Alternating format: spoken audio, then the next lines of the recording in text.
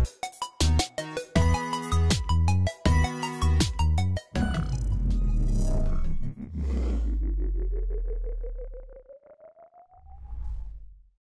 semuanya, lagi sama gue Luis di Keren Tech ID. Jadi ngomongin soal Fantech, kita semua tahu kalau misalkan mereka itu lagi berbenah-benah produk, mulai dari UX3 dan juga XT3 yang kemarin sempat gue bahas.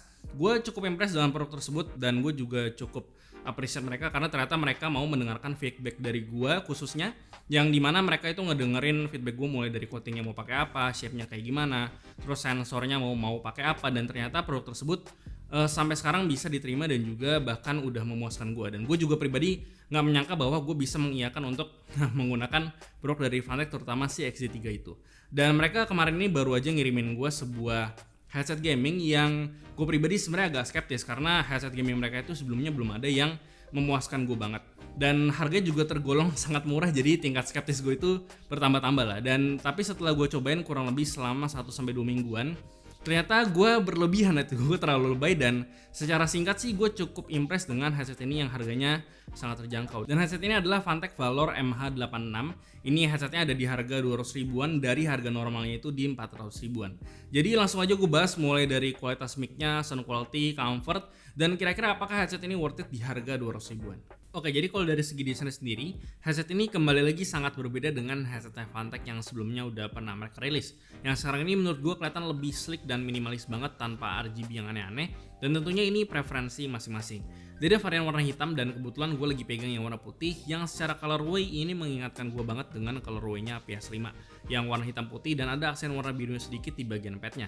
Lalu untuk coatingnya keseluruhan headset ini menggunakan bahan matte dan dia itu finishing overall bagus, jadi nggak ada ujung-ujungnya tajam yang nggak ganggu. Kalau secara build quality sih headset ini tergolong udah melebihi ekspektasi gue untuk headset di harga 200 ribuan. Nggak ada bunyi plastik yang cracking dan headbandnya juga udah cukup fleksibel. Selain itu headbandnya juga bisa ditarik cukup panjang dan buat ukuran kepala gue yang cukup besar sih overall gue nggak ada komplain sama sekali. Padnya ini dari bahan pleather yang bisa kalian replace kalau misalkan Fantech ada nyediain penggantinya. Bahan padnya itu udah cukup nyaman, lalu jarak antara pad dengan drivernya juga udah cukup dalam, jadi telinga kita harusnya nggak bakal nyentuh ke bagian dalam drivernya. Lalu perlu kalian ingat kalau misalkan headset yang padnya itu dari bahan pleather, itu kalau misalkan ruangan kalian panas, ya maka padnya juga bakal jadi panas di kepala kalian. Cuman sisi positifnya, isolasi dari headset ini tuh sangat baik banget, dan sealnya itu udah bagus dan bisa nge-seal secara menyeluruh di bagian kepala kita. Di bagian belakang cupnya ini ada semacam grill kecil, tapi ini adalah headset close back. Jadi grill kecil di bagian atas ini bukan menandakan bahwa dia adalah headset open back. Secara overall sih kalau dari yang gue cobain, headset ini udah cukup nyaman menurut gue. Lalu clampingnya itu cukup berasa tapi nggak sampai bikin kepala kalian pusing. Jadi kalau dari segi comfort menurut gue headset ini udah cukup decent. Kalau secara fitur sih headset ini bisa dibilang sangat basic banget. Ada inline control yang dimana kalian bisa adjust volume dan kalian bisa mute mic dari sini. Selain itu karena headset ini interface-nya jack 3,5, jadi headset ini bisa dipakai di semua platform. Mulai dari mobile kayak smartphone, PC, laptop, sampai ke konsol itu juga udah bisa. Paling minusnya kalau pakai jack 3,5 kayak gini itu tergantung banget sama source atau sumber yang akan kalian colok itu kualitasnya kayak gimana.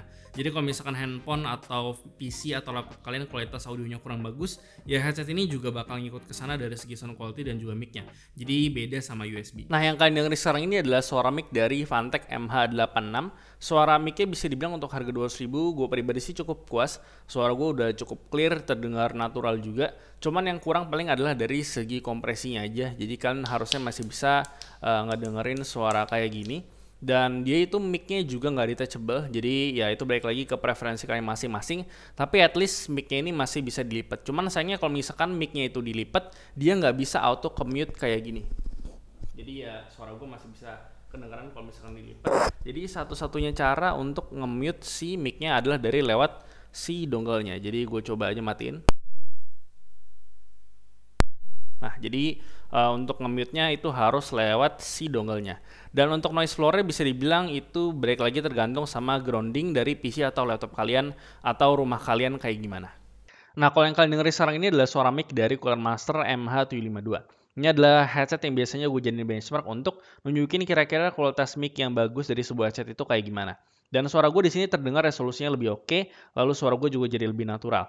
Cuman ini gue coloknya lewat USB DAC-nya ke laptop gue, lalu untuk yang tadi Valor MH86 itu gue coloknya via jacknya langsung ke laptop. Jadi memang Kalau misalkan pakai jack 3,5 itu kendalanya adalah dia kalau misalkan dicolok ke beda-beda source itu nanti suaranya juga bisa beda, dan kalau misalkan groundingnya jelek, jadi noise floor-nya juga bisa tinggi. Sementara yang ini lebih aman lah bisa dibilang. Dan untuk kompresi dari suara mic-nya sih bisa dibilang kurang lebih sama, dia kurang bisa meredam suara yang ada di sekeliling kita, dan ya kurang lebih seperti itu.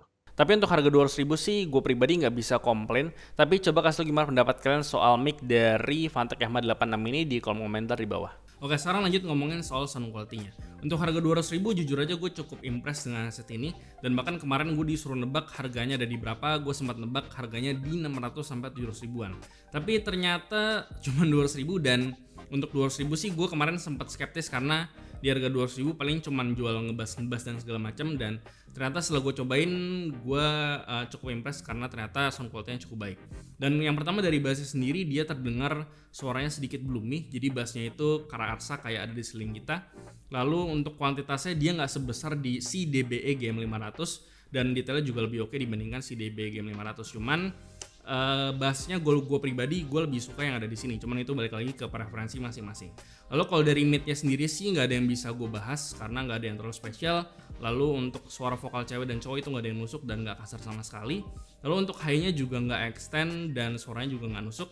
Dan paling yang gue impress dengan headset ini adalah dari segi resolusi dan juga clarity-nya. Karena untuk harga 200.000 menurut gue clarity dan resolusinya ini sangat mewah banget, dan ya gue cukup puas. Lalu yang gue suka dari headset ini sih dari segi clarity dan juga resolusinya. Karena untuk di level 200.000 menurut gue headset ini cukup mewah untuk dapetin resolusi dan juga clarity kayak yang ada di sini. Lalu headset ini menurut gue juga cukup all rounder. Jadi untuk semua genre kayak pop, jazz, rock, blues itu semua harusnya masih bisa masuk. Cuman kalau lagu-lagu yang bahasa cepat seperti yang udah gue bilang tadi kayak lagu-lagu metal, menurut gue headset ini bakal kurang cocok. Teman ya, ini balik lagi ke preferensi kalian masing-masing dan lagu apa yang kalian dengerin. Imagingnya untuk main game juga udah bagus. Dari yang gue coba sih, gue udah cukup bisa ngedengerin arah suara musuh dengan cukup akurat. Lalu soundstage-nya bisa dibilang cukup deket. Dan untuk harga 200.000 sih jujur aja gue gak bisa minta lebih lagi dari ini. Dan untuk kesimpulannya sih bisa dibilang headset ini udah di luar ekspektasi gue banget dari segi sound quality dan juga kualitas mic-nya. Bahkan gue sendiri sempat salah nebak harga. Gue pikir ini harga di 600.000 sampai 700.000, tapi ternyata headset ini cuman di 200.000-an doang.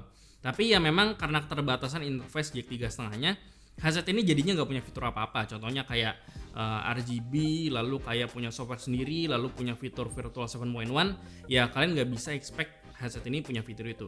Tapi kelebihannya dengan interface kayak gini ya, headset ini jadinya bisa kalian pakai di hampir semua platform, mulai dari PC, laptop, di smartphone, lalu bahkan di konsol kayak PS4 dan juga PS5, itu semuanya udah bisa. Dan bagi gue sih si Fantech MH86 ini sangat gampang banget bisa gue rekomendasiin, karena secara fundamental dari segi sound quality dan juga kualitas mic-nya ini udah sangat baik di deliver sama Fantech.